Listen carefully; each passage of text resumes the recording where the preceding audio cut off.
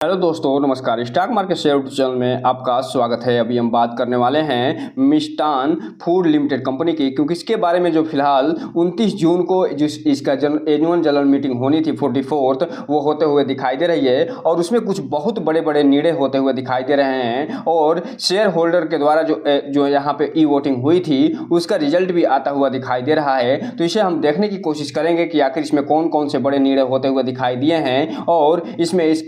Company पे क्या प्रभाव पड़ता हुआ दिखाई देगा जब सोमवार को मार्केट खुलेगा तब। इसके अलावा इस कंपनी के द्वारा जो इस वीक का जो टारगेट है, जो सोमवार से नया वीक शुरू हो रहा है ट्रेडिंग सेशन का, उसका जो टारगेट है वो निकल के आता हुआ दिखाई दे रहा है। तो उसे भी हम इस वीडियो में देखने की कोशिश करेंगे कि आखिर इस कंपनी के जो द्वारा जो टारगेट दिया जा रहा है वो कौन सा दिया जा रहा है और क्या ये जो कंपनी इसे हिट करते हुए दिखाई देगी या नहीं। तो चलिए दोस्तों, बिना किसी देरी के वीडियो शुरू करते हैं।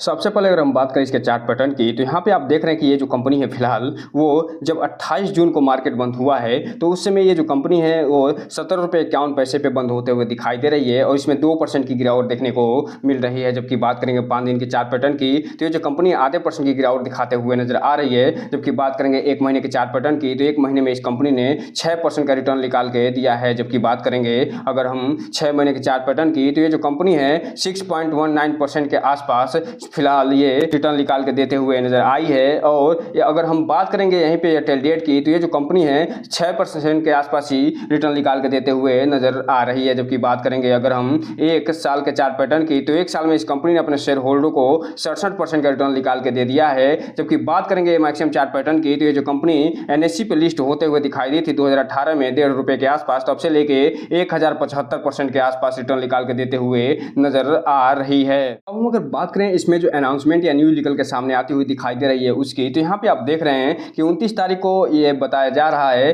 कि ये न्यूज निकल के आती हुई दिखाई दे रही है, जिसमें 44th जो एनुअल जनरल मीटिंग है वो होता हुआ दिखाई दे रहा है। इसके अलावा जो इस शेयर होल्डर के द्वारा जो वोटिंग कराई गई थी, जो शेयर होल्डर इसमें वोटिंग करते हुए दिखाई दिए थे, उसका भी ये फिलहाल रिजल्ट निकल के आता हुआ दिखाई दे रहा है। तो चलिए हम इसे एक एक करके देख लेते हैं। दोस्तों, आप यहाँ पे देख रहे हैं कि 29 तारीख का डेट पड़ा हुआ है और इसमें ये बताया जा रहा है कि 29 जून 2024 को सुबह 11 बजे के आसपास ये मीटिंग होते हुए दिखाई दी थी वीडियो कॉन्फ्रेंसिंग के माध्यम से और ऑडियो वीडियो विजुअल के माध्यम से। और इसमें क्या कुछ फैसले हुए थे, कौन कौन से निर्णय लेते हुए ये दिखाई दिए थे, उसके बारे में फिलहाल यहाँ पे जानकारी देते हुए नजर आ रहे हैं कि इसमें जो पहला फैसला लिया गया था वो जो ये फाइनेंशियल ईयर 2024 का जो लास्ट क्वार्टर का रिजल्ट निकल के सामने आया था उसके बारे में एक ऑर्डिनरी जो रेजोल्यूशन लेके आया गया था उस पर वोटिंग होते हुए दिखाई दी थी। उसके बारे में फिलहाल इस पे चर्चा होते हुए देखने को मिला था और शेयर होल्डर द्वारा इस पे वोटिंग करते हुए नजर आए थे। और ये जो वोटिंग हुई है उसमें शेयर होल्डर द्वारा अप्रूवल मिलता हुआ देखने को मिल रहा है, जिसे अभी हम आगे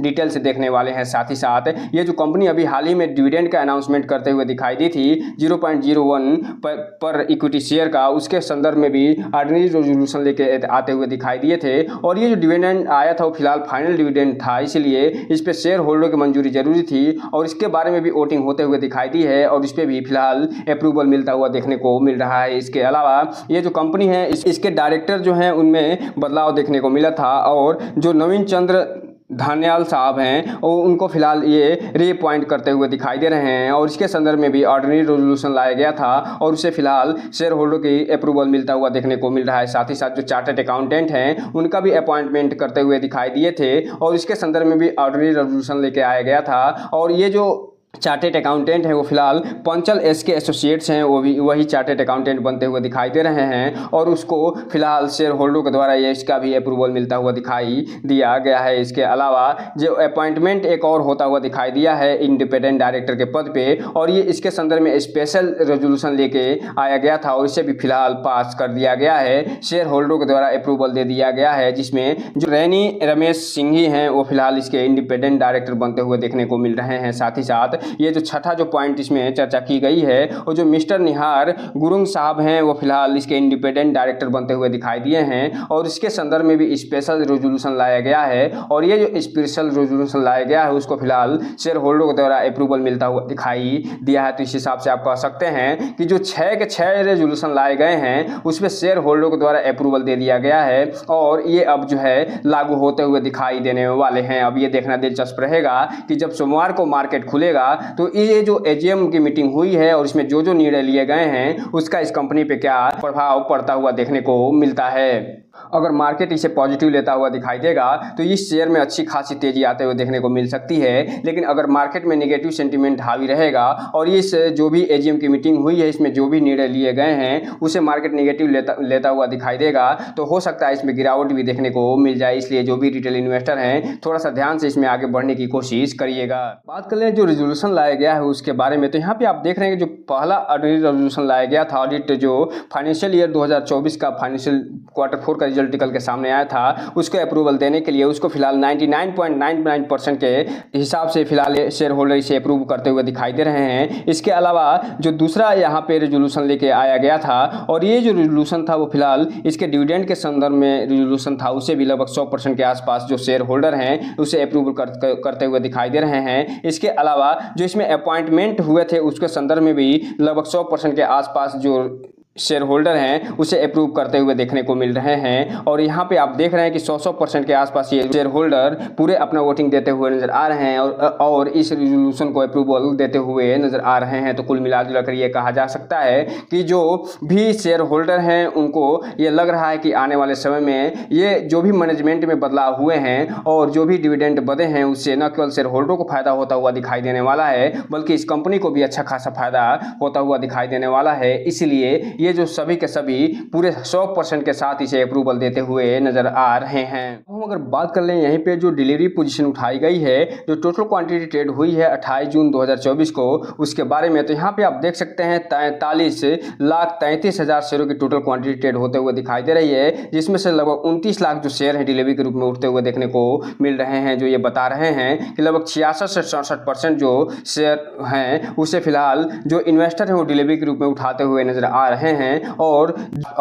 जो ट्रेडर हैं वो 34% के आसपास प्रॉफिट बुक करते हुए नजर आ रहे हैं। तो इस हिसाब से आप कहा जा सकता है कि जो ट्रेडर हैं वो फिलहाल इन्वेस्टर पे तो हावी होते हुए नहीं दिखाई दे रहे हैं, लेकिन फिर भी इसमें अच्छी खासी गिरावट देखने को मिल रही है। इसलिए जो भी रिटेल इन्वेस्टर है उनसे एक चीज कहना चाहेंगे कि इस कंपनी में कोई भी इन्वेस्टमेंट करने से पहले अपने वित्तीय सलाहकार से संपर्क जरूर करिए और जब भी इसमें इन्वेस्टमेंट करना हो तो इस कंपनी के बारे में फुल एनालिसिस करने के बाद ही कोई भी इन्वेस्टमेंट करने का प्रयास करिए, ताकि आपका पैसा और निवेश दोनों सुरक्षित रहे और साथ में आपका भविष्य भी। हम अगर बात करें जो नया वीक शुरू हो रहा है सोमवार से, उसमें जो टारगेट निकल के सामने आए हैं मिष्ठान फूड से संबंधित उसके बारे में, तो यहाँ पे आप देख रहे हैं कि जो फर्स्ट अप टारगेट है वो फिलहाल 17 रुपये 76 पैसे के आसपास दिया जा रहा है, जबकि वर्तमान में ये जो कंपनी है 17 रुपये 50 पैसे के आसपास ट्रेड करते हुए नजर आ रही है। जो सेकंड अप टारगेट है वो 17 रुपये 88 पैसे का दिया जा रहा है और जो थर्ड अप टारगेट है वो 18 रुपये 30 पैसे का और फोर्थ अप टारगेट 18 रुपये 46 पैसे का फिलहाल ये देते हुए नजर आ रहे हैं। जबकि जो फिफ्थ टारगेट है वो 18 रुपये 67 पैसे का और जो सिक्स टारगेट है वो फिलहाल 19 रुपये 45 पैसे का देते हुए नजर आ रहे हैं, जबकि सेवंथ टारगेट है वो लगभग 19.5 रुपये के आसपास देते हुए नजर आ रहे हैं। तो इस हिसाब से आप कह सकते हैं कि ये जो कंपनी है वो 17 रुपये 76 पैसे से लेके और 20 रुपये के आसपास इस सप्ताह जाने की क्षमता रखती है। लेकिन अगर